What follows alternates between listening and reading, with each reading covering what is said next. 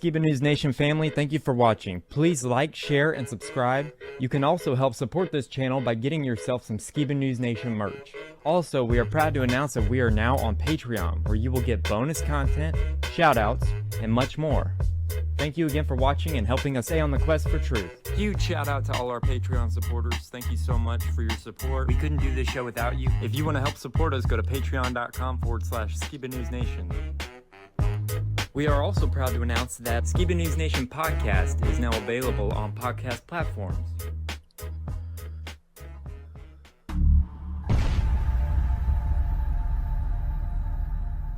I don't care what it costs. I want to know what the truth is. And I hope that people, my son, anybody, if my name comes up, whether you like me, whether you agree with me or not, at least you can respect the fact that he's on a quest for truth. He's on a quest for truth. Welcome to Skiba News Nation, bringing you unfiltered views, news, interviews, discussions, and more. And now, here's your host, Jeremiah Skiba, award-winning musician and son of Rob Skiba.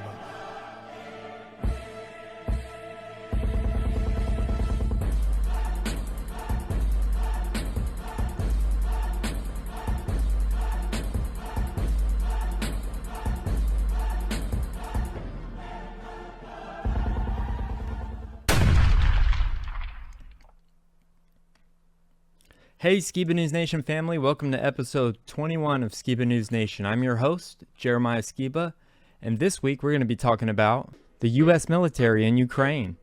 Nothing to see here video review, issues in Europe, Anchor quitting last year, Prophetic Euphrates dry up, 2022 King and the Babylon Rising video, Homeland Security plans to police info, an all-new OPA'S corner, and for history, we're going to be talking about the sad short life of Bobby Driscoll, the first child star, and my tribute to Jerry Lee Lewis, the killer. Memes and much more, so stay tuned. Now, without further ado, let me introduce my co-host, as always, Mr. Jake Grant. Welcome, Jake. Hello, Jeremiah. Great to be here, man. How are you? I'm doing fine. What about you? What do you got going on? Doing pretty good. Just this week, just during the Sukkot time frame in the last few weeks, I finished off the Book of Genesis audio drama that I did the narration for. I did some of the artwork, so I was wanting to show you this. It's kind of a 4 CD set, and I have like Genesis and the story of the Garden of Eden to Abraham, Jacob and his sons, and then Joseph in Egypt are all kind of, split up between these CDs. But this is the artwork I came up with, and I was pretty excited to show you guys. Yeah, I dig it. And man, yeah, I was excited about that. And then also last night I made a tuna turnover with homemade unleavened bread, and it was absolutely delicious. Sometimes when you work with bread and flour, especially if it's unleavened bread, it comes out very tortilla-like, right? Mm-hmm. And so this is the first time I figured out how to really turn it into one of those flaky, buttery, just delicious, pastries. So anyways, I was pretty excited about my success with that recipe, and we feasted on those under the moonlight out there outside of where I live. Very cool. Anyways, yeah, that's what I've been up to, so I just wanted to share. Cool, man. Well, you want to dive right in and start with some current news? Oh, yeah, we got some great stories this week. Let's do it.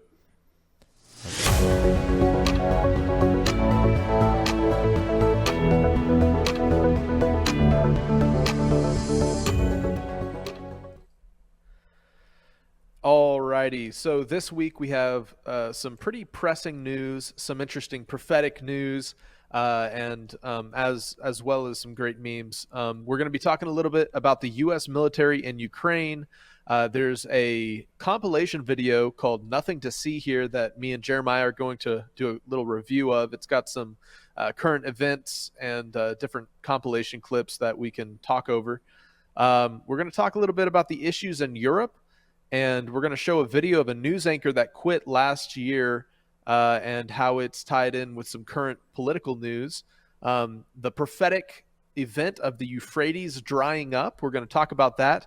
and we're going to review a clip of the British Commonwealth Games and some interesting kind of prophetic connections in a video regarding that topic, because with the Queen's death and King Charles kind of ascending the throne, it makes this event back in June or July, I can't remember which month exactly, of this year, all the more significant. And so I wanted to review that, and then we're going to watch a clip of Joe Rogan and his discussion with somebody regarding Homeland Security and their plans to police info. So, these are some of the things I wanted to talk about today because, they're the most pressing and also they're the main ones that have kind of come up on my radar.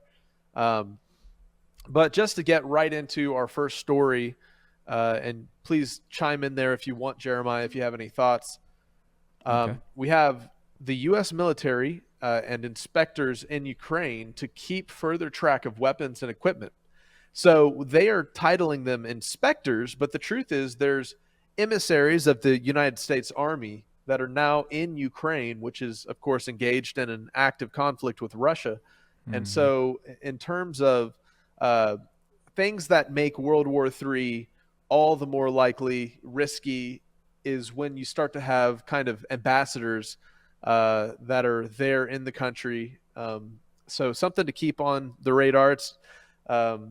It says here in the story, the inspectors appear to be among the first U.S. military members to officially enter Ukraine since Russia invaded. Their work comes to light as concerns rise about the possibility of U.S. weapons arriving on the black market. So it's a little interesting how American personnel are now in Ukraine to help keep track of the billions of dollars worth of weapons and equipment the United States has sent since the start of the Russian invasion. How would you feel if you knew if the one person was selling arms to the person that was killing your kid? How would you feel towards them? Well, I mean, imagine how Russia views the United States as the one who is supplying the weaponry that's, being used against their sons and daughters on the battlefield. I don't know if, how many females are in the Russian military, like in conflict, but you get the point. It says it's led by Brigadier General Garrick Harmon, the U.S. Defense Attaché to Ukraine, and the inspections have already begun with the help of the Office of Defense Cooperation personnel who've returned to the U.S. Embassy in Ukraine. So I guess they're being housed in the embassy.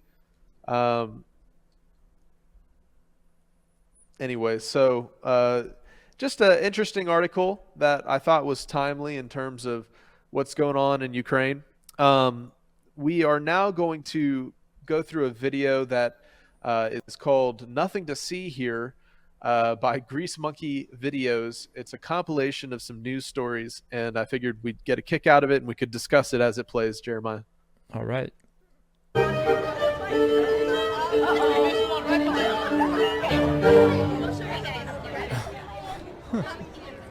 Here's Joe Biden handing out trick-or-treats. Oh my gosh.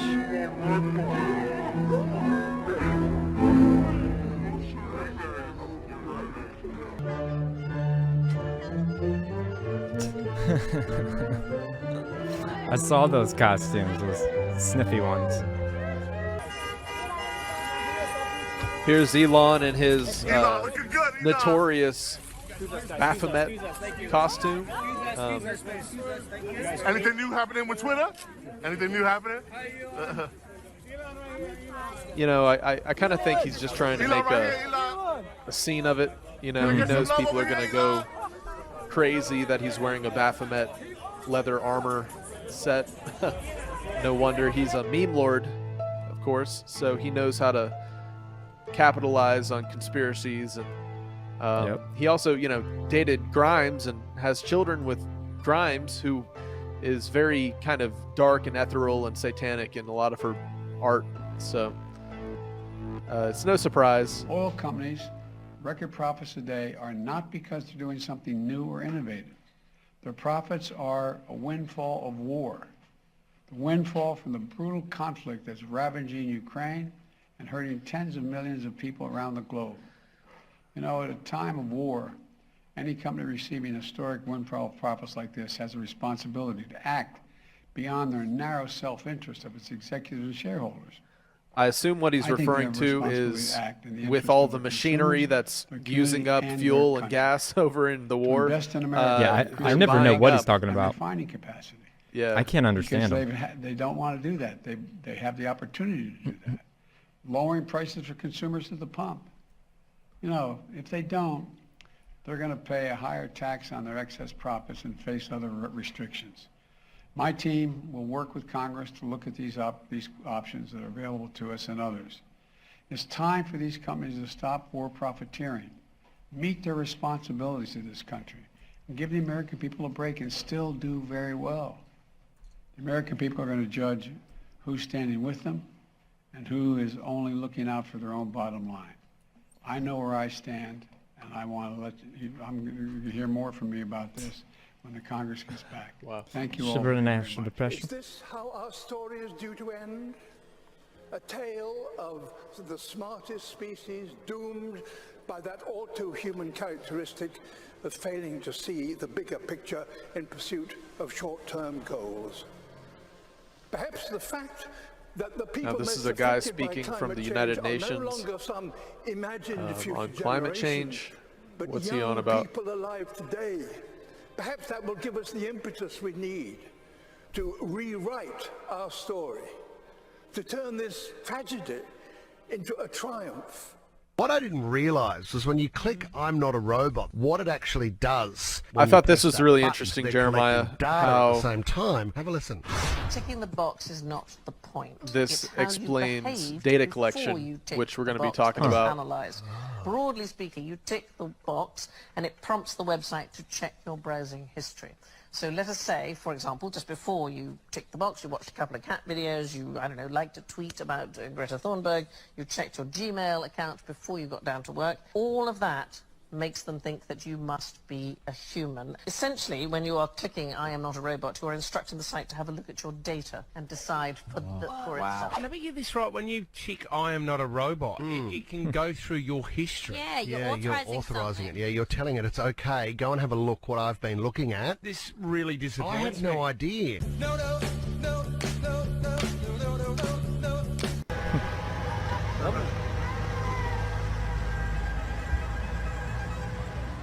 Whoa. Protest blocking highways. And they're using fire? Yeah, I mean, coming How to do, a how do they highway fuel near those you, fires? right? Yeah. Probably gasoline. Hopefully it's behind us. Once a But tire's on fire, it as stays on Florida's fire for a governor, while. Would you be open to mandating or regulating masks? I would be open to doing what scientists advise. I just read an article this morning. I'm glad you brought it up. So I'm going to the airport right after this, going to Orlando, and I'm going to wear a mask on the plane. Good luck with I don't that. have to anymore, but I'm going to, because Florida is experiencing an uptick that began this week. And it's not even the Omicron B2. Still passing it's a on new variant. kind of this So, narrative. very poignant. I mean, So- he's going to be wearing a mask for the rest of his life if he's looking out for every new virus. The most ridiculous one I could think Yeah. of. You. This year, I'm going as an uber woke, overly anxious, perpetually offended 20-something. Would you like to see what I have for this costume? Okay. I think you're going to really enjoy it. Okay. First of all, I have my Fuck the Patriarchy t-shirt. Oh, yes. And then I have a check from the patriarchy to pay my car insurance. Okay, I've got my my nose ring, my vape pen. I've got my cloth surgical mask, my surgical mask, my N95 mask, and my face shield.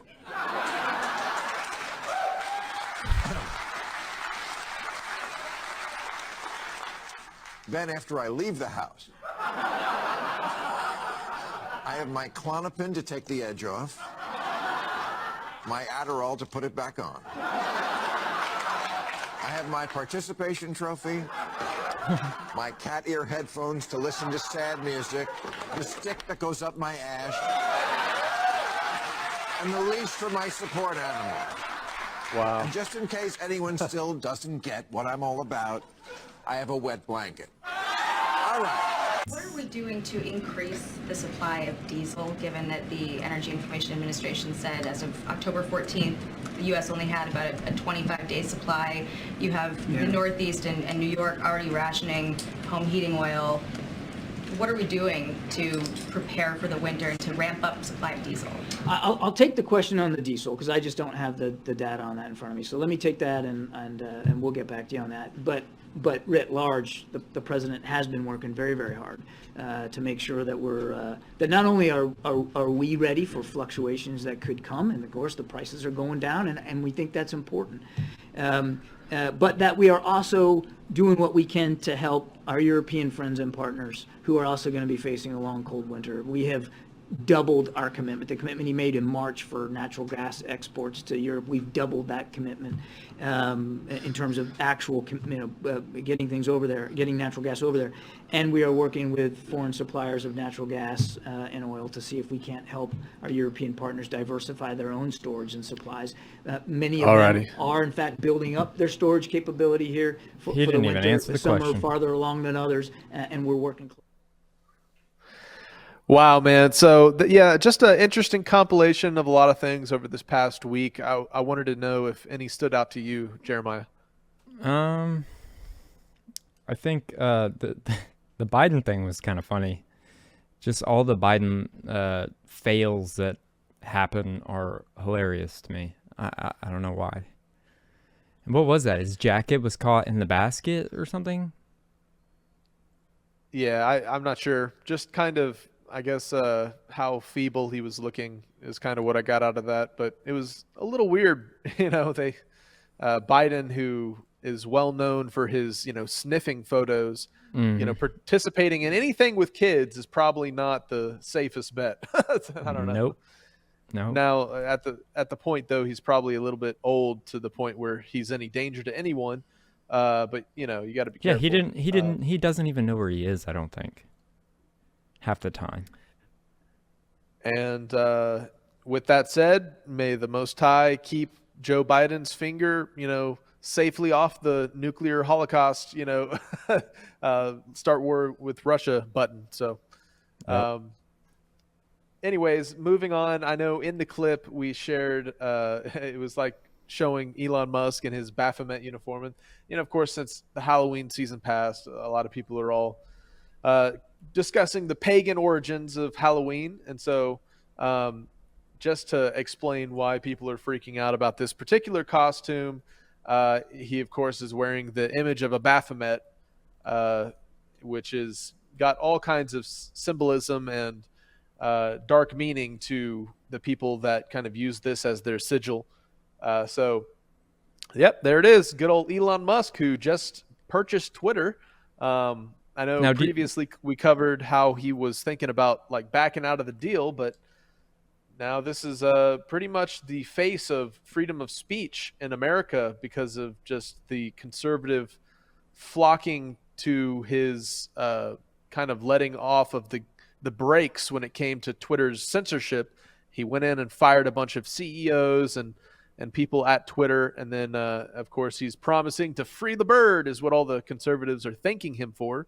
But then again, now he's their mascot and he's wearing a Baphomet. So what were you going to say, Jeremiah? Like, do you think he might be doing this for publicity reasons, like just to get a rise out of people and, to further promote whatever, the fact that there is freedom, maybe? Absolutely. I mean, Elon Musk is what I would call a meme lord.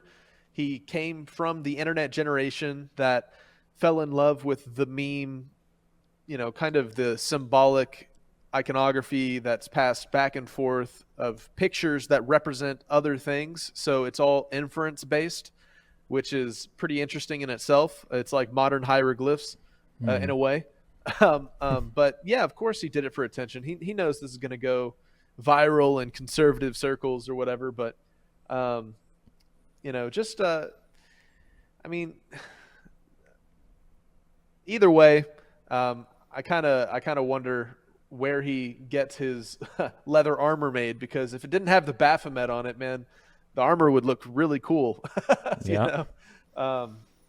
As armor goes, but of course he's got the money to throw around and armor up like that. But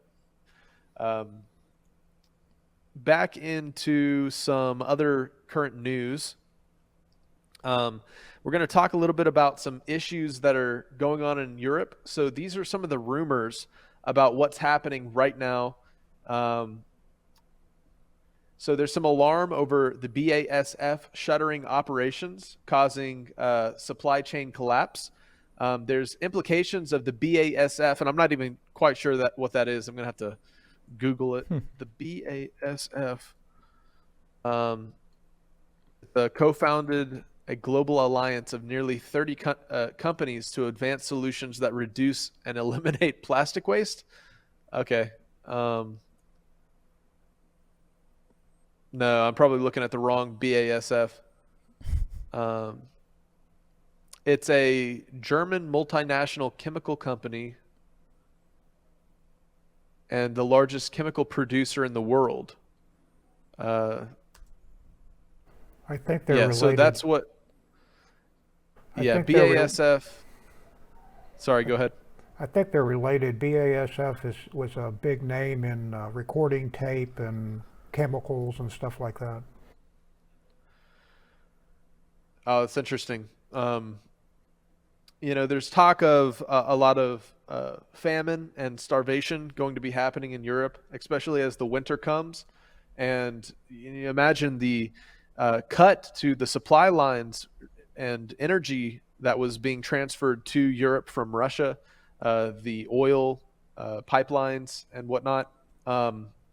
Their hard winters are coming. So got to keep in mind that what they've been burning, apparently in Germany, they're starting to cut into old growth forests for firewood, which means places that they usually don't cut into.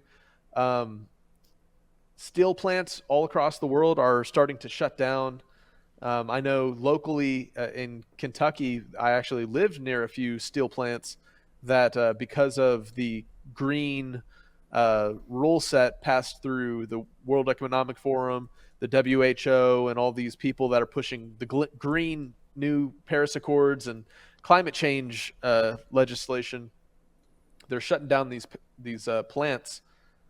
There's possibly going to be human migration around the world as these events happen, as famine and cold drive people to other locations.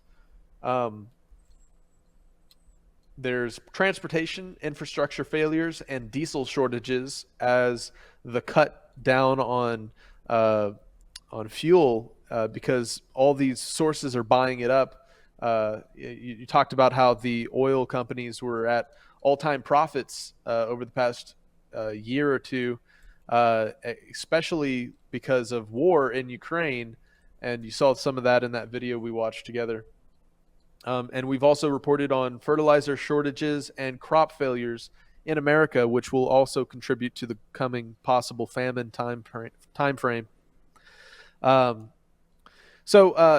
we're going to watch a video, and then we're going to get into a couple news memes that I've gathered from this week. But it's regarding the Biden administration and a famous news anchor that recently quit this last year, who was in a vague way kind of warning about what this current administration was bringing into society. And it almost looks like something you'd see at the beginning of like an apocalypse movie. So I wanted to watch this. And it is the MSNBC anchor that quits on air and calls out Biden. Let's watch this. After 28 years, it is my choice now to jump without a net into the great unknown, as I do for the first time in my 62 years. My biggest worry is for my country, and in my love of country, I yield to no one. But the darkness on the edge of town has spread to the main roads and highways and neighborhoods, and it must be acknowledged and answered for. Who swore an oath to our Constitution, elected by their constituents, possessing the kinds of college degrees I could only dream of, have decided to join the mob and become something they are not, while hoping we somehow forget who they were. They've decided to burn it all down with us inside. That should scare you to no end as much as it scares an aging volunteer fireman. All right, so kind of ominous, the warning. So that was Brian Williams, and he was a kind of a well-known face for MSNBC. And when he leaves that vague, kind of veiled, ominous quote at the end of his tenure there as the news anchor, it just kind of foreshadows what was going to come in the next year of time, like as the war with Ukraine marches on, as Biden's mental state slowly declines. And of course, he was quitting, in such a fashion that it really left a tone for the things that came afterwards. All right, so that was the main point with him. Just wanted to share that. But here we have a couple news memes I wanted to show you. So these ones stood out to me this week. But as we're talking about our freedoms, and this is a fascinating meme that says, these are the freedoms that we are given in our Western world.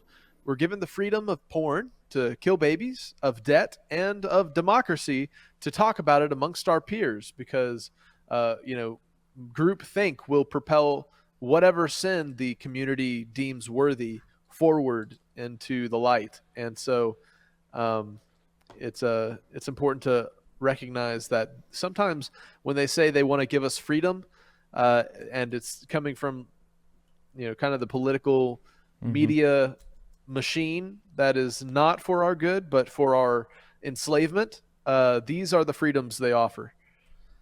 This is an interesting meme. I believe I shared it once before.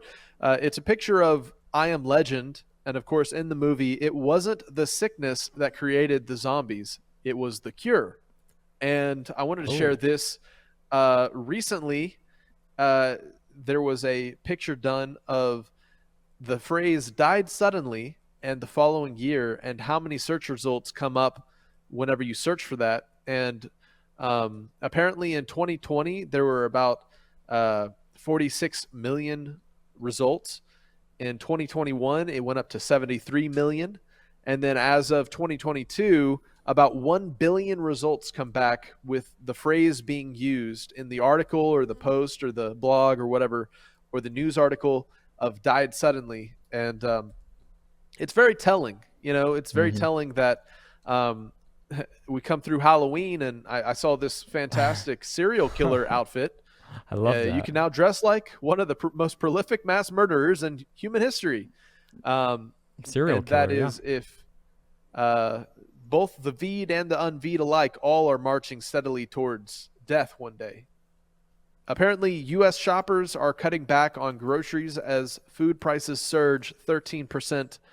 Of course, we've seen a steady rise over the past year of how much groceries are going for.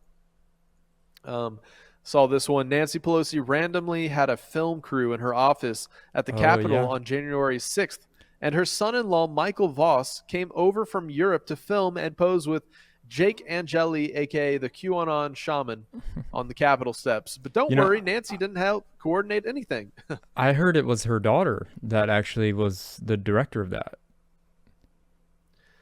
Yeah, I mean, of course, they knew that there was going to be a big uproar because it was a protest that had been kind of championed for the past, since the November election, pretty much.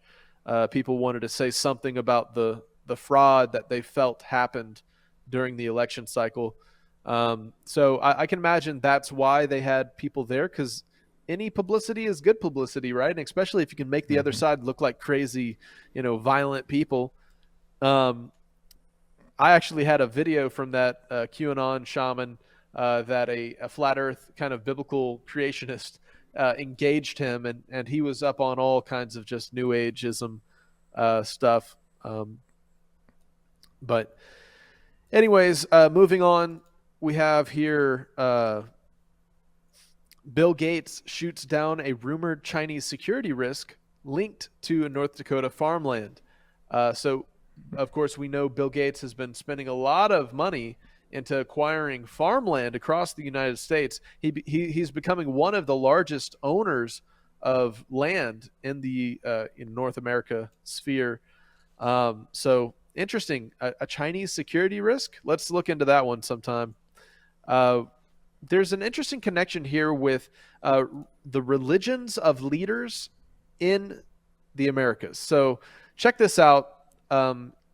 Almost across the board, consistently from South America to North America to Canada, we have the leaders are all practicing Catholics, which is very interesting considering things like how Donald Trump, the ways that he is being credited with helping overturn Roe versus Wade and send it back to the states, is because he had numerous Catholic Supreme Court judges selected and added to the Supreme Court during his tenureship as president.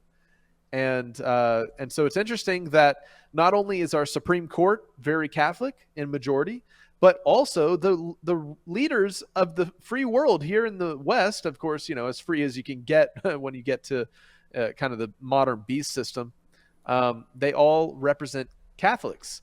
And of course, here in South America, you have a little bit of Islam and Hinduism. Those are probably kind of outliers, but it's related to some interesting prophetic stuff. Some people have theorized that one of the entities that rises in biblical prophecy is a remilitarized or repoliticized Catholic Church. And so we're now in our next segment here going to get into some videos that surround the topic of biblical prophecy, and we can discuss these. So before we get into that, Jeremiah, did you have any other thoughts on what I just shared? No, I think you got it down pretty good. Awesome, man. I'm really excited about these next videos. They're going to blow your mind. They're very interesting. Always like my mind being blown. So. Yeah, they're all tied to what we're seeing happen on the world stage, and how there's interesting biblical prophecy that ties in with it all. So, Opa, let's go ahead and start with the Euphrates River theory, and all surrounding around this conflict that's been ignited on the world stage and rising tension. So let's check this video out.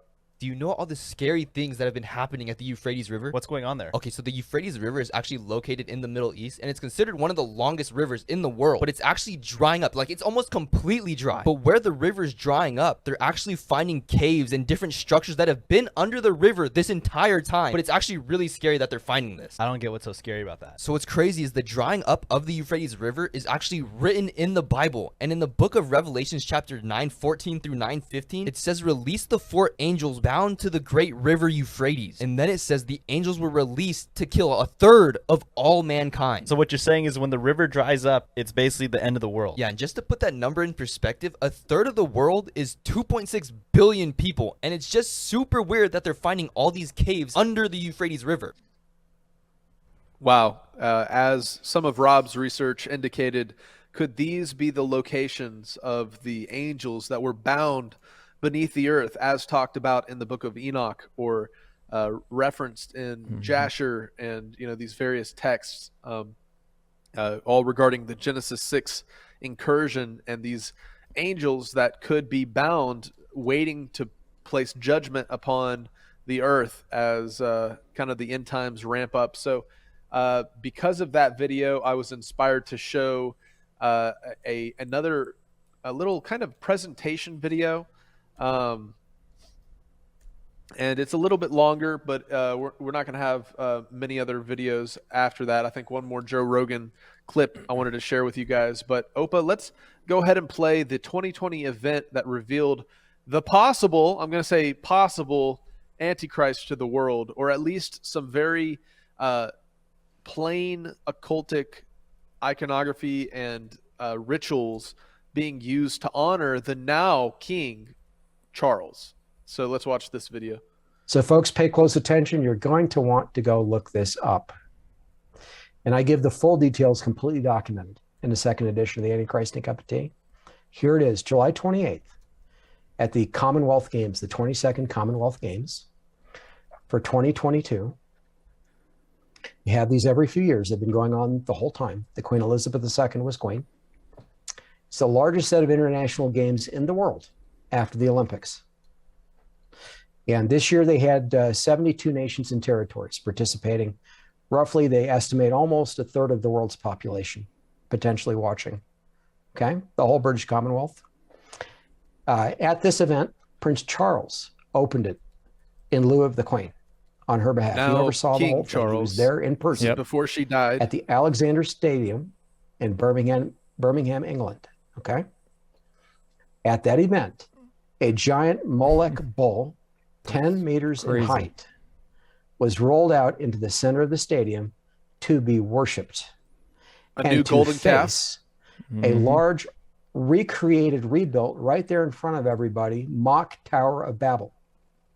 And with shards we in covered it, and this it begins months ago when it with a happened. star exploding in our solar system. Yeah. That's how they introduced However, this. A lot of he goes a little CGI deeper into some of initially. the imagery. They And portray now a knowing star that King outside our solar Charles system, was the or one maybe presiding deep in over our solar this, system, and an almost blowing up prophetic past event Saturn. before the death of the Queen. I just wanted to And kind it of review explodes some a of his bright thoughts. star like Lucifer. That's what it is, exploding. And its shards So a star fly breaking through up. our solar system, and they reach Earth. And they land in all the Angels nations are of the referred to Commonwealth. as stars, And these sometimes falling 72 stars quote-unquote would refer dreamers, to New falling Agers, angels. find Book these of shards Revelation outside their 13. homes. The dragon They sweeps a retrieve third them. of The the first person to stars do so is named to Stella. the earth. She picks it up. It's lit. It's brightly lit. It's like a large quartz crystal that's bright white, lit as bright this white, girl like finds an a interior shard light, as it were, of the bright falling white. star, the She falling picks this thing angel, up and she falling prays to messenger. it, whispers to it and prays to it. Then she takes this back to her home. All these others, these 72 dreamers, there's 72 of them total, including her, pick their shards up and they take them to their homes. As soon as they do, there are anti-gravity effects in their homes. Things start to float in the air, and then their homes are lifted up off the They're all ground with these people in them, summoned to the big and they ritual float in their across the homes, Commonwealth from other nations, which is and across kind the of UK, across metaphoric seas of and all oceans watching and across the earth lakes and forests and so in forth. their homes. to They're Birmingham, participating in England, the to be ritual over from the their stadium. homes. All these Yep. homes floating over the stadium, and then they land.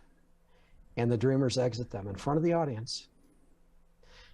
And they have the shards in hand. The bull then comes onto the stadium, pulled by slave women, slavish women on chains. Weird. The bull. The patriarchy. They portray this. what does this represent? The rebels and suffrage detaches from the chains. um, And these female movement? slaves who've been driven like by somebody who's kind of like a Roman, you know, a demon, whatever. Looks like Who they Elon's quite look armor. like a Roman, Yep. are freed. Kind of Right? does. So now the bull. I and wonder these if women we are freed just and they pretend they're identified afraid of it. each I other. wonder if he And bought the that bull goes armor and on had to a Baphomet center engraved of the on it. stadium. Well, and the leather's And the these same quote color as unquote that bull. dreamers, these new agers, I know, encircle right? the thing. But initially, before they do that, Stella comes with her crystal. She and 5 others, there's 6 of them, 6 of the dreamers, apart from these slavish women, who And are of course, behind now you know, on the bull to other side. Elon other is side of it rubbing it's moving shoulders with kind the of very charging, people putting actually, on rituals like into the this. center So of the is it stadium. that Okay, far-fetched from to, the from the track from just identify outside the where it's Baphomet entered, that he's you know, putting now on his armor detached from as its the chain, Baphomet that they no are longer likely restrained. worshiping, in these Okay. occult circles in the charges kind of into the upper center of the echelons stadium. Stella of the wanting to monarchy. appease this thing so that they're not killed by this Yep. Moloch idol. Goes with this New Age crystal, approaches it slowly with these 5 other dreamers. She's got the crystal in her left hand, and then she puts her hand up to the nose of the bull, and it bows down so that she can touch its nose with the crystal Oh, in her so hand. sweet. She's the only one holding her crystal at that point. Kidding. And the bull is, at least at that moment, appeased. And there's a whole backstory to this, and they say things, they announce things to the audience, about peace, love, friendship, yada, yada, conflict resolves, slaves freed, all this kind of stuff. And as this is happening, the slavish, and there are multiple stages to this, so I'm going to be skipping over some things, but this bull kind of calms down. It's facing the Tower of Babel this whole time. And at times there are flames like the towers, like the flames of hell all over this Tower of Babel. And of okay? course, we have also the, and it's facing this thing. parallel to the bull golden is. calf They worship encircle it at the base of Mount multiple Sinai. times, and they literally worship it. They've all got their crystals in hand. They bow down to this thing. And then later, Stella gets atop it and rides it as the woman riding the beast. And there are then 71 dreamers encircling it. Revelation and they're 18. bowing down to this thing, worshiping Mystery it, and Babylon. literally doing a New Age worship ceremony with their crystals before this thing, and inviting the whole Commonwealth to join them. It reminds me of Avatar. And who's overseeing all of this? Prince Charles. How all And the then Avatar woman's blue riding the people are beast, sitting right? around that tree. And as we get toward the end of the Oh, ceremony, man. and there are a bunch of songs, by the way, that are accommodating this with significant lyrics, okay? And I won't go into that, but it's all documented in the book. We will At rock the you. end, as it's getting dark. Which book is this? This will be in the. This is going to be in the second edition of the Antichrist Cup of Tea. One reason it's a little bit delayed is A little I bit have to more get this in there. It's self-promotion, critical. but it makes me curious. What Right there music at the were end, they the pole playing is with all these images? Because rearing music back. is very So it's rising powerful up on and its front feet. conveys a lot of Okay, and it's information. so- encircled Maybe by the Pink flags of Floyd, all The these Wall. nations, the 72. They've literally placed their flags at the base Just of this thing. another So not just brick at worshiping the it with their crystals and all wall. the rest, and not just being ridden by Stella, the woman riding the beast. Now the tower is rising again before this beast. It's been built. And all the It's the nations, by the way, their names have reinstitution gone of the across this tower Babylonian already system, at this point or being the displayed on its smelting surface. pot of the nations, At the where top they of would this tower, blur I your told you those identity shards came down as an earlier ethnic or from the cultural heavens. group and This replace blowing that up identity with the Luciferian star, identity of representing the Babylon. devil, reaching the earth, falling to the earth. The devil falling to the earth, okay? The star? And being Yep. taken up by these New Agers. So they all approach, they leave the bowl now, but the flags are at the base of the bowl. Also, showing the nations are women all worshiping around representing this bowl, the 71. scattered And I'm going to come back to nations, the number 71. It's the extremely 70 significant. plus nations that were part of But the British anyway, they all Commonwealth. come to the base of this tower with their shards in hand, and they stick them into the side of the tower, and they ascend visibly through the tower. And as they get toward the top of the tower, they form this ball, the original star that blew up, reconstituted, and then it rises above the tower, and you get this huge disco-like ball atop the tower that's lit up very brightly, and a beam of light goes between that ball and the chest of the ball. Now it's nighttime at this point in Alexander Stadium, an open-air stadium, so you can see these lights, but they're portraying the rebuilding of the Tower of Babel in our day, with Lucifer being over it, being worshipped by all the nations of the world. And why do I say all? I said that the 72 dreamers were for the 72, they're for the 72 nations and territories of the British Commonwealth, right? Stella being the 72nd, she's riding the bowl. Why 71 worshiping around the bowl? Okay, how does that represent all the nations? Well, here's the deal. At the Feast of Tabernacles every year, Israel would sacrifice 70 bulls, not 71, 70. And Israel's rabbis historically understood that to represent the nations that came out of the scattering from the Tower of Babel. So they took those 70 to represent the nations of the world. And the way Christians and often the rabbinic community have interpreted those 70 bulls that were sacrificed, they would say, well, we have our God and we worship him and we do sacrifices on behalf of Israel. This is how it would be interpreted, right? So these 70 are for the nations. And oftentimes Christians look at that and they think this is a sacrifice on behalf of the nations, so that maybe their sins would be forgiven. He's The making ones who don't some worship the God of association Israel here with at the Feast of Tabernacles each year. biblical feasts. It was never that. That is not what it ever in history represented. So I'm going to come back to what it did represent in a moment. It did represent the 70 nations. That's correct. But the reason there were 71 around the base of this bowl is because Israel was included. You see, the nation of Israel came after the 70 at the Tower of Babel, right? Interesting. So now they're saying, oh, Israel, by the way, you're not going to worship your God anymore. You're going to worship Lucifer with us. Mm. So there's 71 instead of 70 at the base of this bowl, led by the woman riding the beast, representing, if you want, the harlot church under the Antichrist, okay? Well, what were the sacrifices really about at Tabernacles, the 70 bowls? Was it for the sins of the nations? I'm going to tell you no. It was their death and destruction, their crushing by the Messiah at Armageddon. That's what it really represented. When God, our God, sacrifices the nations like brute beasts, man without understanding is like the beasts that perish. That is what Scripture tells us multiple times. Those nations that did not worship God, that were at the base of the Tower of Babel historically, were not worshipers of the real God. They were engaging in paganism.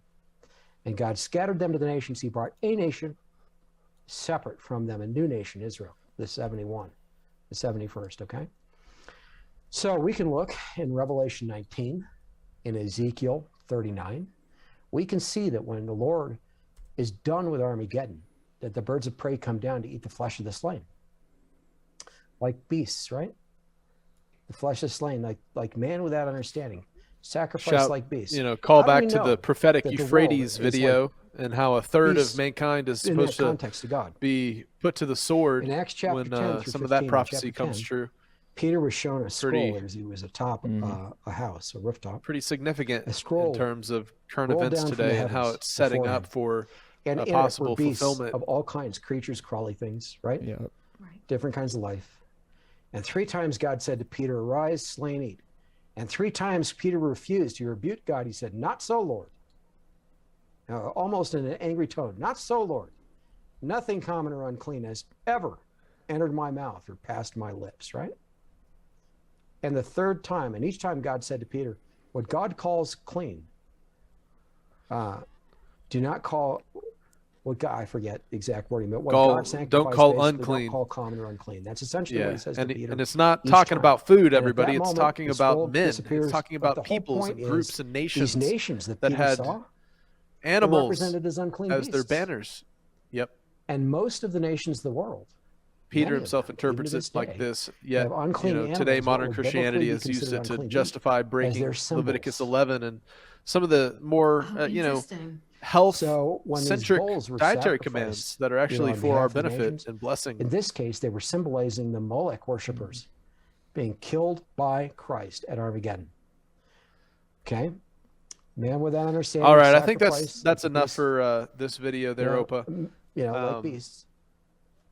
Anyways, a great kind of analogy, the 70 nations, and then how he's associating it with the imagery in this British Commonwealth Games ceremony of the 70 nations plus the 71, which kind of fulfills the role of a whoring Israel or an adulterous church, or the people of Israel that were set apart as Abraham was set apart, kind of coming in line with the Babylonian system. And of course, they're probably using this to refer to the nation state of Israel, I'm sure, but also spiritually, the people of Israel. There's verses that talk about how even the very elect could be deceived if it were possible. So, the woman, the whoring church that turns her back and, kind of worships a false god, or the golden calf, as all of the stories kind of line up together. So anyways, that's just an interesting prophetic video. And I thought, since it's now King Charles, that it was really significant that this was going on during this event, because he was kind of setting himself up for a transition into this role. And he, of course, came up in previous episodes as being directly involved with the Great Reset and the World Economic Forum planning of kind of how to monopolize on the pandemic and change up the world order and the financial order. And so he's really appearing a lot on the scene. So what are some of your thoughts of that video, Jeremiah? I just think the whole presentation is weird. Like, I mean, they're doing it out in the open, just so everybody can see. They don't care. And it's didn't they have another weird ritual? Oh yeah, we got flagged for it. The other weird ritual that they performed that we got a copyright strike for. But they have a lot of weird, really, really weird. I don't know the right word. Symbology in their events. You got it. It's just like a weird event. Like, why even do it? I mean, it's kind of like they're trying to get it into your subliminal mind. Exactly. Yeah. I mean, there's meaning to all of these little things. Yeah. And they're broadcasting it to the world. But that brings us to our last story that I wanted to cover. So, Opa, if you wanted to show this last clip of Homeland Security's plan to police misinformation on Twitter, now that Twitter is bought out by Elon Musk and he's freed the bird, as everybody's cheering him on. Let's find out about what Homeland Security had going between them and Twitter. I guess I'll just put that on when I want to say something incriminating. Yeah. So what do you mean? Well, the thought police. So pull up that article, Jamie, at the beginning of this podcast. We should probably go right into this. Because apparently the Department of Homeland Security and Twitter were working together. Are we on? Yeah. I don't hear. There we go. The Department of Homeland Security was, they had a plan to police information, and they were working with Twitter in some fashion. Like, look at this. Quietly broadening its effort to curb speech it considers dangerous. Yeah. What does that mean? I don't know. An investigation by The Intercept has found years of internal DHS memos, emails, and documents obtained via leaks and an ongoing and an ongoing lawsuit, as well as public documents, illustrate the expansive effort by the agency to influence the tech platforms. Shit.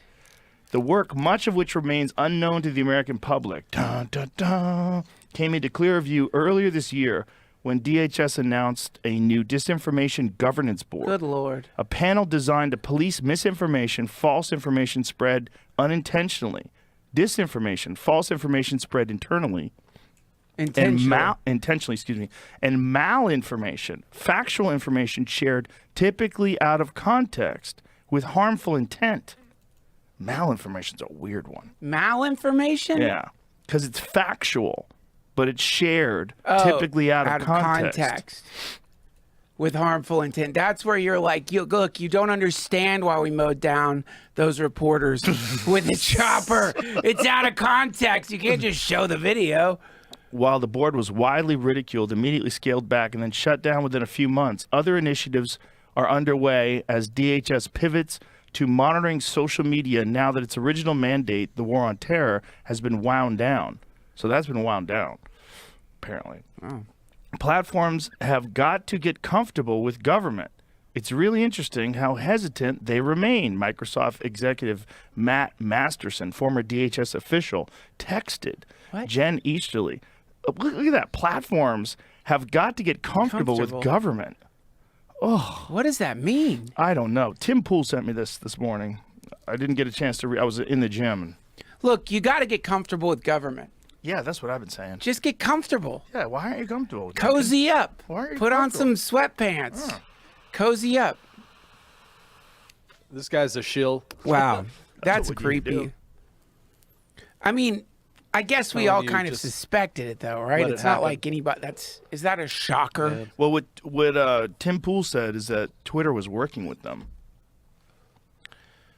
That I guess they weren't being honest about it. They were working with them. Were you telling me that Jimmy Kimmel tweeted something and tried to delete it? Yeah, it looks like I could be wrong about this, but Kimmel was pissed at Musk. Why? For buying Twitter. But what does he care? What is he mad about? So basically, like, a lot of people seem to be really upset with Elon for buying Twitter because Elon is saying that he's not going to censor Twitter anymore. He's going to let, all the banned people are going to get back on, apparently. It's like they're trying to figure it out, how to do it. And so this has upset a lot of people who were happy with the idea that it was being hyper moderated in a way I think that fits in with their politics. Yes. Right? That was the idea. That's so it's the idea. So their team was in control for a second. So the main point I wanted to share with that video is the kind of the interest that Department of Homeland Security has in Twitter and information being shared. I mean, just the way they talk about people's ability to have a different opinion than what the mainstream paints as safe and true information. It's just it opens the door to the thought police. Absolutely. Yep. So anyways, Jeremiah, the last thing that I had for us is I found, one of these conspiracy charts. And of course, there's so many things kind of woven in to this kind of overarching summary of a variety of conspiracies and connections. And I just thought sometime maybe it would be interesting to start making our way through this in terms of some of our research and just kind of test some of these connections to see if there's actual legitimacy to this thought map that kind of mentions all of these various conspiracies. And then boom, you see right here in the middle of the screen, Twitter highlighted. So, just something I wanted to mention to you and see if yeah, I'm totally down. You'd be interested in looking through this sometime. But maybe we can share this on Patreon for our Patreon supporters. Yeah, maybe you guys can take a look at the map and let us know what your tell us where to go next. Your thoughts are. Yeah, where should we zoom in here on this massive map of conspiracies and connections? So yeah, I just kind of was zooming around it for everyone. But that's all the news I have for today, Jeremiah. Thanks for kind of discussing with me and sharing your thoughts. Well, thank you for the current news. Very, very interesting stuff and kind of some scary stuff. But we all need to know the current news. I mean, I get all my current news from you because, I mean, it doesn't get much realer than what you present to us. So thank you for sharing. And before we move on to OPA'S Corner, last week we were talking about the Tesla that was one of the neighbors that caught the house on fire that we were discussing, and OPA brought some photos of the Tesla. That is wow, insane.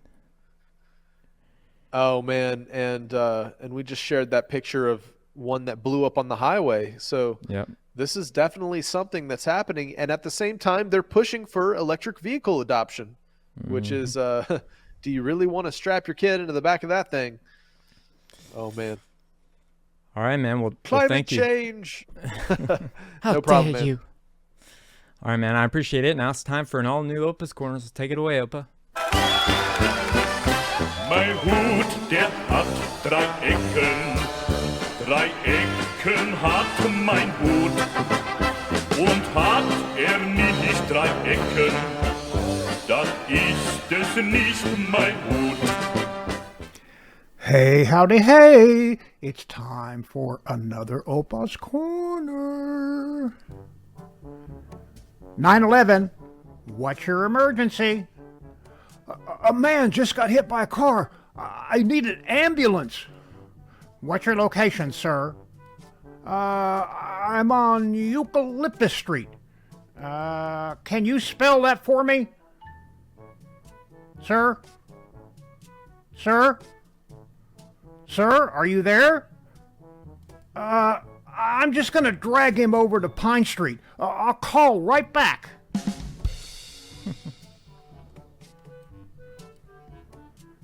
When NASA was preparing for the Moon project, they did some astronaut training on a Navajo Indian reservation. One day, a Navajo elder and his son were herding sheep and came across the space crew. The old man, who only spoke Navajo, asked a question, which his son translated. "What are these guys in the big suits doing?" A member of the crew said they were practicing for their trip to the moon. The old man really got excited and asked if he could send a message to the moon with the astronauts. Recognizing a promotional opportunity for the spin doctors, the NASA folks found a tape recorder. After the old man recorded his message, they asked the son to translate. He refused. So, the NASA reps brought the tape to the reservation where the rest of the tribe listened and laughed, but refused to translate the elder's message to the moon. Finally, NASA called in an official government translator. He reported that the moon message said, "Watch out for these guys. They come to steal your land."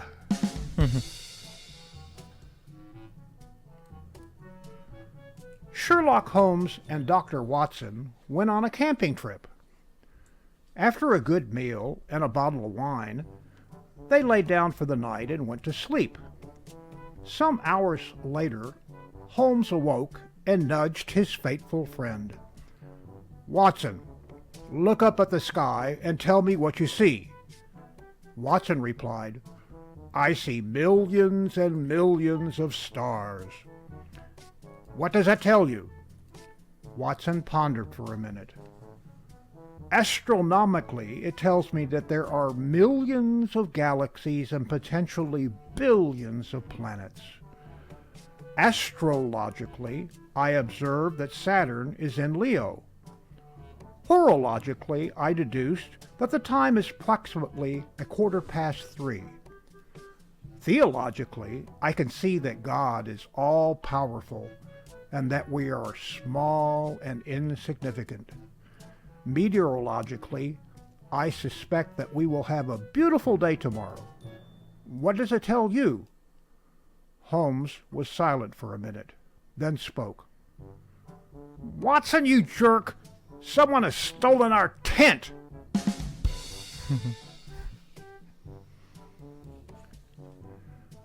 A chicken goes into the library, walks up to the librarian, and says, "Book!" The librarian says, "You want a book?" "Book! Any book?" "Book!" So the librarian gives the chicken a novel, and off it goes. An hour later, the chicken comes back and says, "Book, book!" The librarian says, "Now you want 2 books?" "Book, book!" So she gives the chicken 2 more novels. The chicken leaves, but again comes back later. "Book, book, book!" 3 books?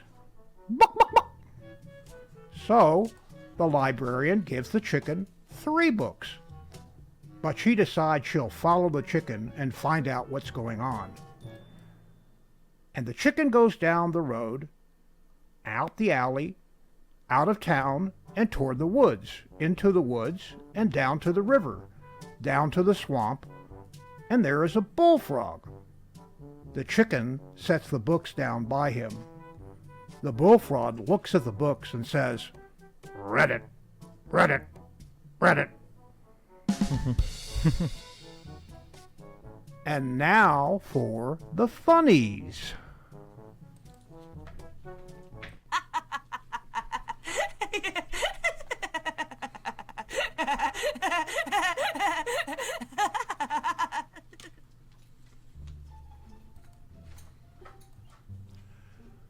Vegan witches. Eye of the potato, ear of corn, head of lettuce.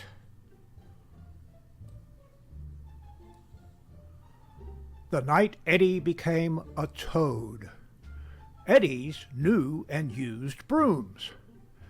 This model has a seat belt so you won't fly off the handle. Get it? Fly off the handle.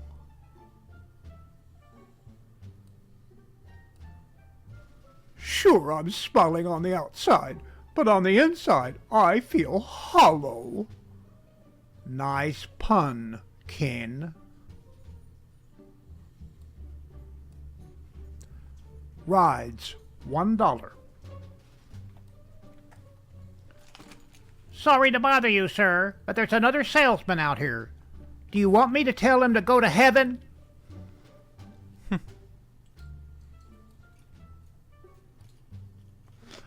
Amazing grace, how sweet the sound that saved a wretch like me.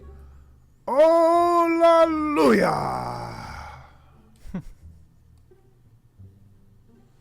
One more time. Hey, I've been working on the railroad all the livelong day. Hey, I've been...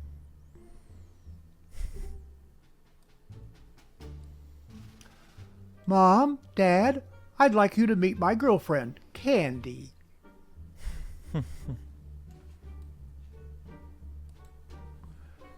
Edgar, leave him be. It's always best to leave sleeping dogs lie. And then I caught this 200-pound cat and really kicked its... Once I drove my master's car. I can outrun a greyhound. I can bark in 7 languages.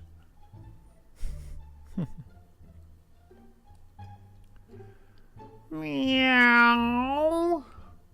Meow, meow, me, me, me. It's always about them. It's true. Whole Foods. I hear all the mice are organic.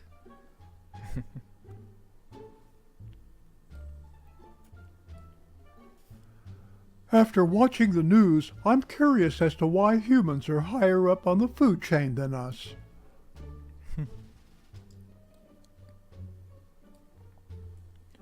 Ed's 1-second acupuncture treatment. Ready?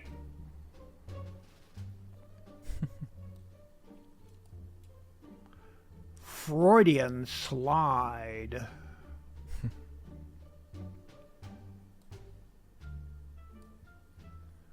Carpool of rocket scientists. What do you think the problem is? Beats me. Maybe it's that thing. What is that thing?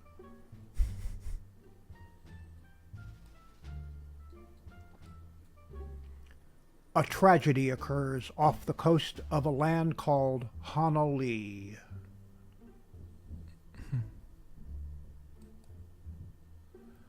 This is it, Jenkins.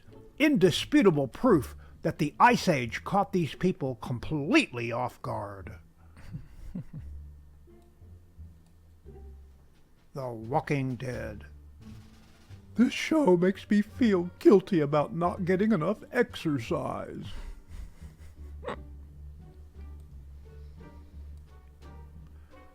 I don't care who he works for. Our HOA is going to hear about this.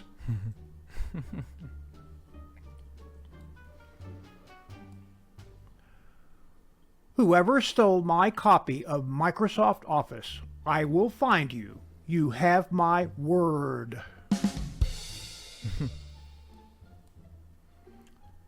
If a parsley farmer is sued, can they garnish his wages?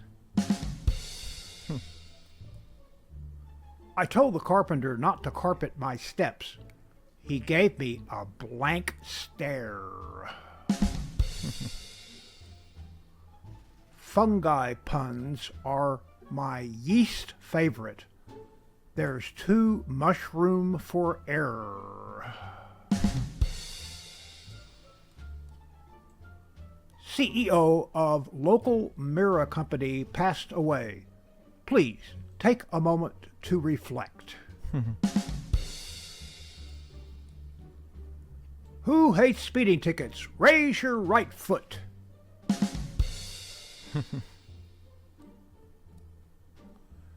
Adam and Eve, first ones to ignore Apple terms and conditions. This is a private sign. Please do not read. Remember what the valet who parked your car looks like, because we don't have valet parking.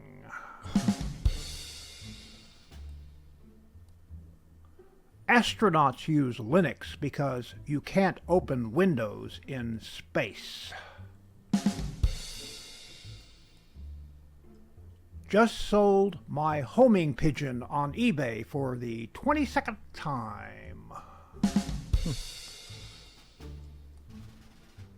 Today's special. Buy 1 beer for the price of 2 and receive a second beer absolutely free. Coming soon, Star Wars 12. Luke needs a walker. Fencing, the perfect COVID-19 sport. Masks, gloves. If anybody gets closer than 6 feet to you, you stab them. Stop making stupid people famous. Amen. And that concludes another episode of OPA'S Corner. Mein Hut, der hat 3 Ecken. 3 Ecken hat mein Hut. Und hat nicht 3 Ecken, dann ist es nicht mein Hut. OPA'S Corner is now available on my own YouTube channel. Like, share, and subscribe.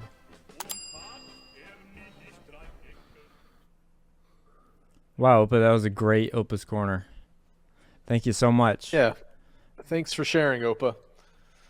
All right, well, it's time for some history. Let's do it.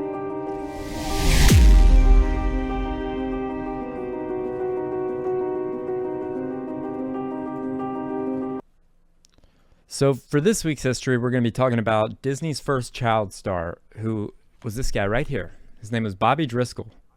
He's most known for his roles in Song of the South, which is Disney's most censored movie, which they don't want to put out, and my favorite as a child, Peter Pan, because I didn't ever want to grow up, you know.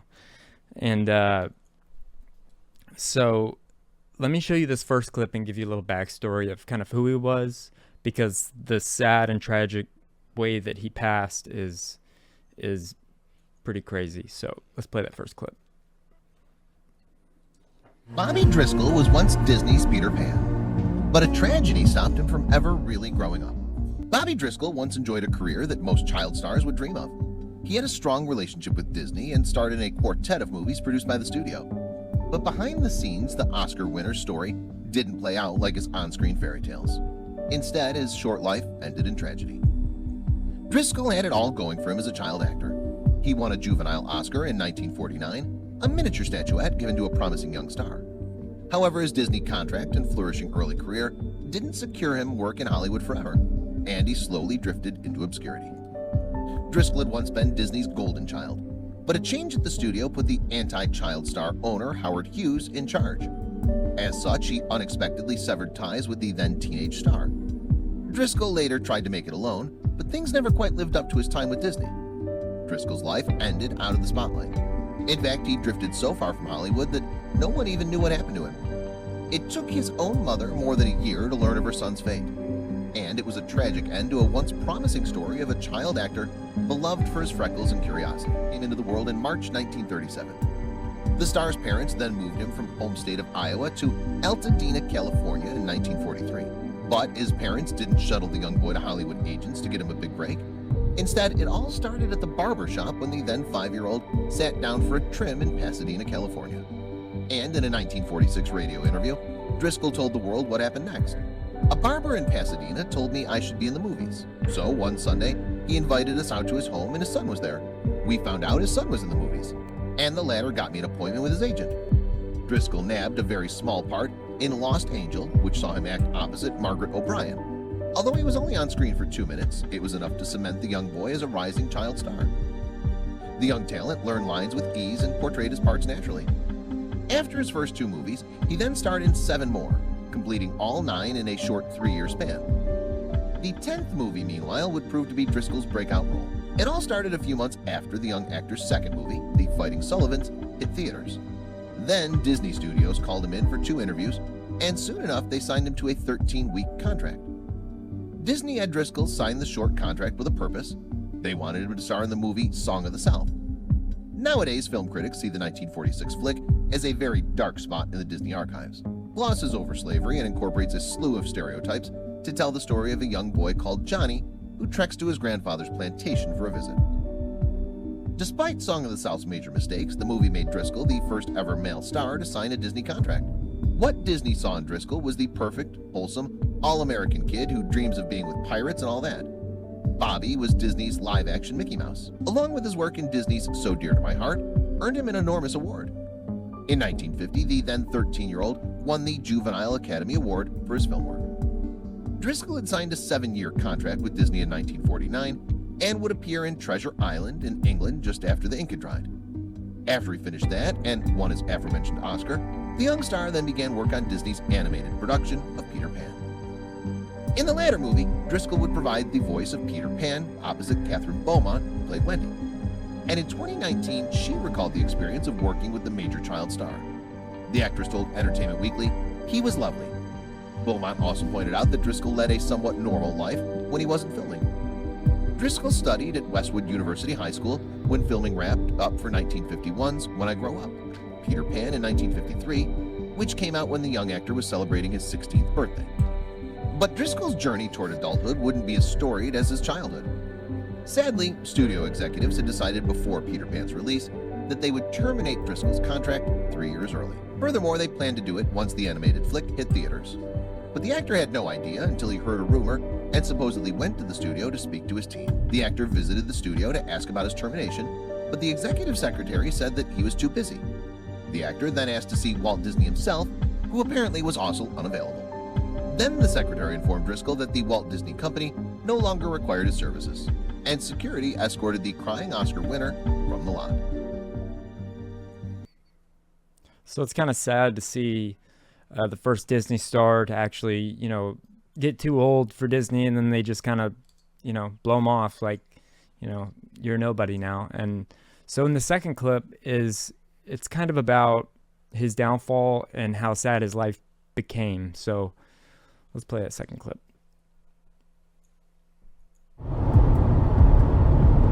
Bobby started to face growing contempt from different studios. After all, he was Walt Disney's child star, and he couldn't be seen as anything else. However, he did find himself finding steady work within television and radio. Bobby started getting involved with the drug heroin. "I had everything. I was earning $50,000 a year, working steadily with good parts. Then I started putting all my spare time in my arm. I'm not sure why I started using narcotics. I was 17 when I first experimented with the stuff. In no time I was using whatever was available, mostly heroin, because I had the money to pay for it." In 1956, he was arrested for possession of marijuana, but the charges were dismissed. He started going by the name Robert Driscoll to distance himself from his youthful roles as Bobby. His childhood was in his past. He was no longer Bobby Driscoll, Peter Pan, Disney's youth, the all-American dream. He was Robert, a man detached from his past, a tale of golden youth derailed by the hardships of reality. In 1961, he was sentenced as a drug addict and imprisoned in a narcotic rehabilitation centre. When he left in early 1962, he couldn't find himself acting work. "I have found memories are not very useful. I was carried on a silver platter and then dumped into the garbage." 1965 came and his parole had expired. Bobby moved to New York with dreams of becoming a Broadway star, reviving his career, but the efforts ended unsuccessful. Robert Driscoll befriended artist Andy Warhol, who of course loved having Bobby Driscoll, the former child star, as part of his scene. Robert quickly became part of the Greenwich Village art community, which was known as The Factory. The Factory was Andy Warhol's studio on the 5th floor of 2311 East 47th Street in Midtown Manhattan. After his stay at The Factory, the now penniless Driscoll disappeared into the Manhattan underground. Nobody knows of his last days. In 1969, Driscoll's mother, the former school teacher, had went to Disney Studios to ask for help to find Bobby. Bobby's dad was nearing death, and she wanted to reunite him before he passed away. What she found instead was a fingerprint match. Well, you see, on the 30th of March 1968, 2 children playing in an abandoned Manhattan apartment found the body of Bobby Driscoll laid upon a cot, with 2 empty beer bottles and religious pamphlets scattered around his body. The post-mortem had found he died from heart failure due to the hardening of his arteries. The children didn't know who he was. The Academy Award-winning child star, the first actor under contract by Disney Studios, the voice of Peter Pan, was buried in a pauper's grave without a name. His father died 2 weeks later. Driscoll's mother had said, "Our minster had a theory," he said. "Bobby just didn't want to be a good little boy anymore. He'd been too good. He wanted to be the reverse. Maybe that was it." You can still find Bobby's name on the Hollywood Walk of Fame, which was cemented to the pavement of Vine Street in 1960, just like his work has cemented him to the history of the silver screen. So it's kind of sad to see, the voice of Peter Pan who never grew up, and Bobby Driscoll was typecasted, washed up and addicted to heroin, alcohol, and he was homeless. And March 30th, 1968, Bobby Driscoll tragically died at the age of 31. His body, like the video said, was found by two kids, and nobody recognized him, so he was buried in a pauper's grave. And I didn't know what that was, so I looked it up, and this is what it says a pauper's grave is. It's a grave that is for homeless, unidentified, and families that of the deceased that cannot afford a grave. So, do you have any thoughts about that, Jake? I will say that this is just more proof that Disney has a bad impact on child stars. I mean, you see it in the modern age with the kind of the sexualization of everyone who goes through the Disney Star program, I guess, like Miley Cyrus and many examples of how these icons or these figures for America and the youth of the world that watch Disney, I guess you could say, they're all kind of pushed towards the new, the transformation period out of adolescence into like a sexualized, hyper-worldly, materialistic kind of population that push everybody towards with that kind of indoctrination and kind of you ripping the rug out from behind underneath people's feet. And I wonder if this isn't a ominous precursor that just foreshadows how, because Disney uses children for, monetary gain and almost as entertainment slaves, that as soon as they pull the rug, that all these people go down these like dark paths. And it's just so, they have a track record. Let's just put it that way. Yeah. Have you heard of the new Disney movie? It's about Chip and Dale, and it's like a CGI. It's kind of like Roger Rabbit, but it's Chip and Dale. Have you seen any previews on it or commercials or? I'm not sure. I'm trying to think of. No, I don't think I have. I don't know. What, I mean, it was actually pretty good, except for the fact that they used Peter Pan, and he was like a. I don't know how to put this nicely. The character of Peter Pan was kind of a hole, and I don't know if we have to cut that or not, but he was kind of not a good dude. So the family, whatever family still exists, was super mad about that, and I was upset about it when I watched it, because I was like, really, like you're gonna it's like just like so disrespectful to his legacy, I thought. And being a huge Peter Pan fan when I was a little kid, like I always wanted to be Peter Pan, and then now you have him fat with the big belly, and he's trying to kill Chip and Dale, and it's just it's crazy. Man. So what do you think about that, Opa? I haven't seen the new Chip and Dale on Disney Plus, so I really can't comment. Okay. Wait, so you're telling me the bad guy in that new Chip and Dale movie was based on this guy we're talking about here? Was based on the Peter Pan, yeah, and kind of the way that he acts is kind of like the Bobby Driscoll wasn't a bad guy. Role. Yeah, he was an older guy, and he was just, I don't know. I just think it was so disrespectful, but those are my opinions. I mean, anybody's allowed to have their own opinion, you know what I mean? I'm all for opinions. Have you ever looked into the connection between Peter Pan and the god Pan? Well, the god Pan is kind of like a satyr type god that has like a flute, and he blows it, and he kind of can brainwash children. And there's a lot of interesting parallels between the characteristics of Peter Pan and the god Pan. Well, Peter Pan plays a pan pipe, I think it's called, or Peter Pan flute or something. He's like a manifestation of the god Pan in mythology in the modern age. So something to look into sometime.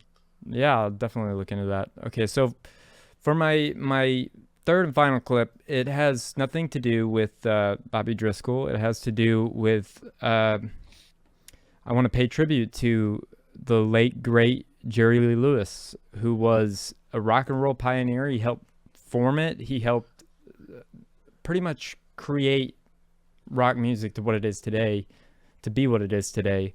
And I was able to become friends with the family, which was very cool. And this was, probably a year or two ago. Fun fact, he actually heard and was going to record one of my songs, but then he had a stroke. And that kind of made me pretty sad. But here's my tribute to Jerry Lee Lewis, the Killer. Well, we learned that the world lost a rock and roll legend today. Jerry Lee Lewis, known for hits like Great Balls of Fire and a Whole Lot of Shaking Going On, died at his home in Mississippi today. Known as the Killer, was the first person inducted into the first class of the Rock and Roll Hall of Fame in 1986. Take a look back at his storied career with us. Jerry Lee Lewis was born September 29, 1935 in Faraday, Louisiana. He started playing piano at the age of 8. After seeing his son's raw talent, Jerry Lee's father mortgaged their home for a few $100s to rebuild an upright piano. But it's said Jerry Lee Lewis only had one piano lesson, and it ended badly. So he played by ear and turned his passion into being an explosive rockabilly performer. The legendary trailblazer, whose high-energy piano playing and performances earned him the nickname The Killer. At the age of 13, he performed for the first time in public at a car dealership. And as a young man, he would sneak out of the house with cousins Mickey Gilley and Jimmy Swaggart to listen to music at local nightclubs. In the mid-1950s, Jerry Lee traveled to Memphis to Sun Records there. He met with Sam Phillips. Lewis's first single didn't make a splash, but his second would revolutionize music. Whole Lot of Shaking Going On topped the country and R&B charts. That was in September of 1957, and a few months later, he had another major hit. Great Balls of Fire. Great Balls of Fire topped the country chart and hit number 2 on the pop charts. He went on tour all around the nation with other Sun Record members, including Elvis and Johnny Cash. Jerry Lee Lewis was inducted into the first class of the Rock and Roll Hall of Fame in 1986. Jerry Lee Lewis. The Killer. I'd like to say it's a great honor, a great pleasure to be here in the Country Music Hall of Fame. And in 2022, he became a member of the Country Music Hall of Fame. My name is Jerry Lee Lewis. I love everybody. Whether he was playing country, R&B, rockabilly, or gospel hymns, Jerry Lee Lewis was definitely a unique performer and made every song his own. The Killer will always live on in his music. I'm here. I love you. I couldn't have done it without you. In his final days, he told his wife he welcomed the hereafter and that he was not afraid. He was 87 years old. What an icon. So this is me and my beautiful girlfriend at the Lewis Ranch, and we were lucky enough to actually be invited to go inside of the Killer's house. And so I just wanted to share that with you guys. This is the outside of it once you go inside of the gates. And then he had all this cool stuff given to him all over the walls.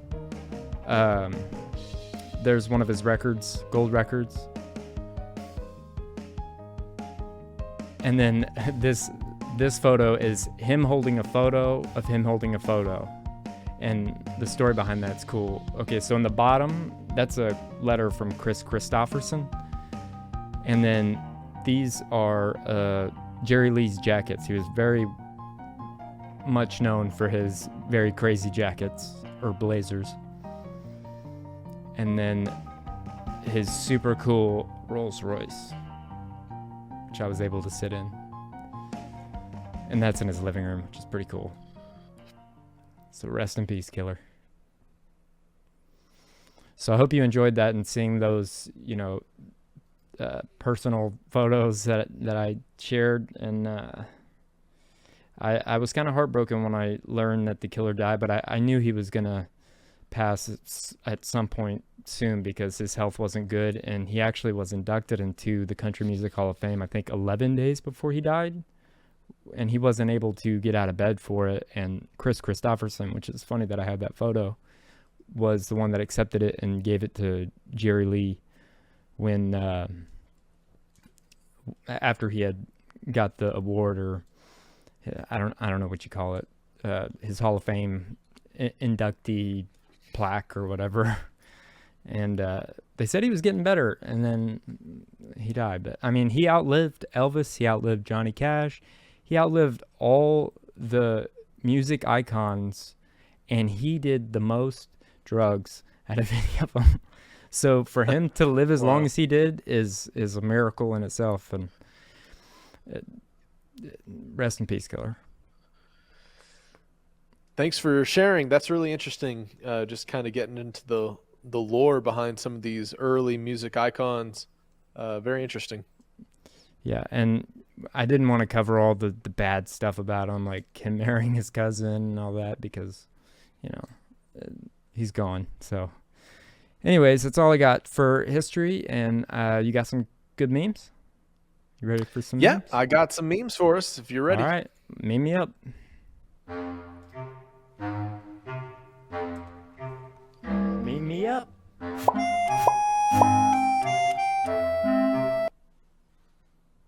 All right, without further ado, I know this is no comparison to OPA'S epic kind of news clippings, memes, and some of his funnies, but this is some of the things that have popped up on my radar.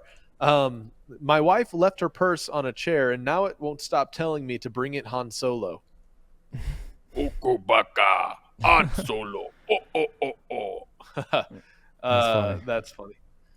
All right, Southerners be like lightning, sleeping soundly. Gunshots, sleeping soundly. Hurricane, sleeping soundly. No fan. Boing. You're waking up. That's super true. Yeah.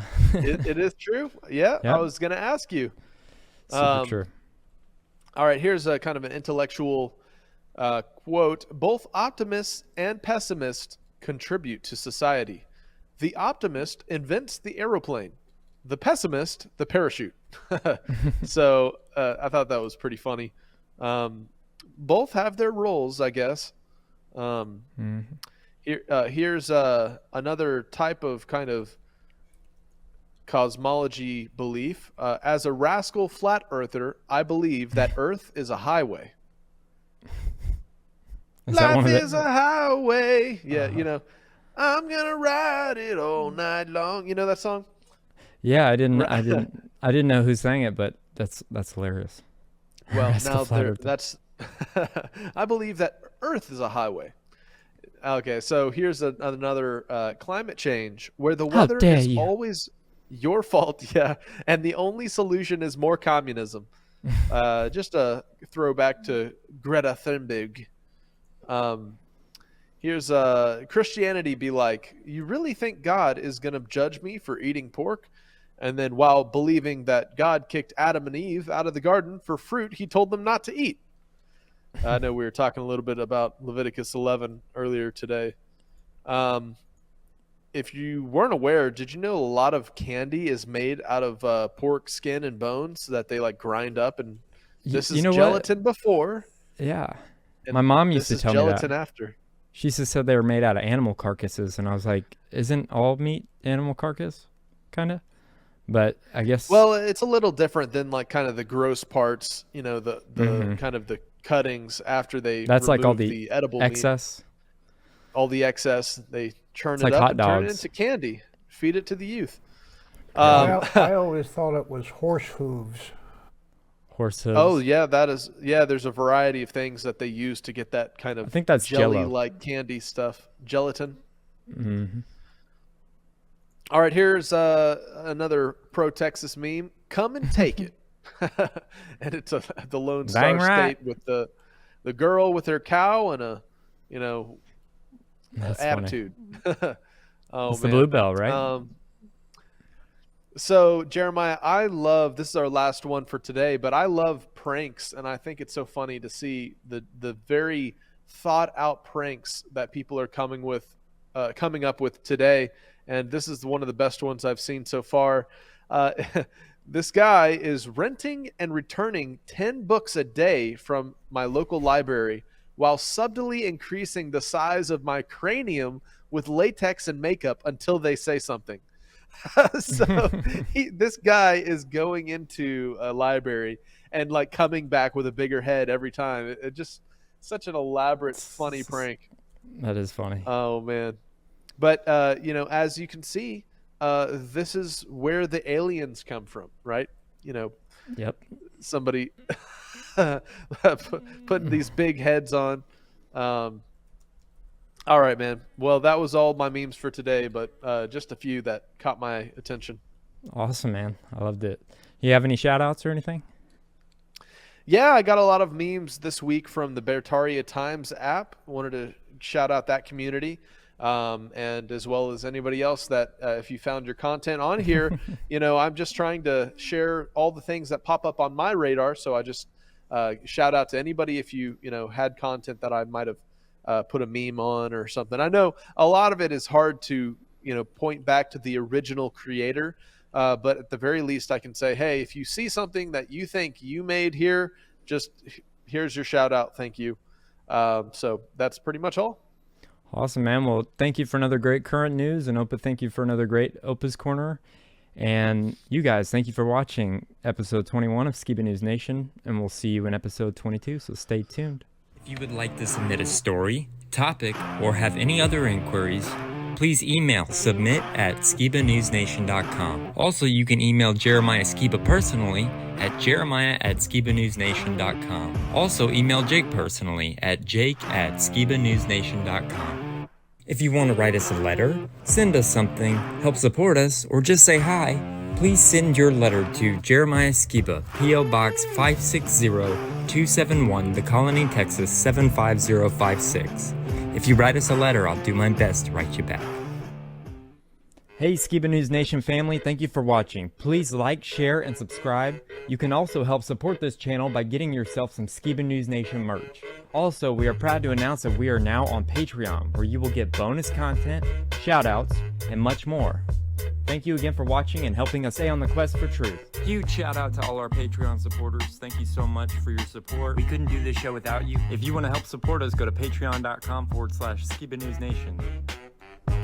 We are also proud to announce that Skiba News Nation podcast is now available on podcast platforms.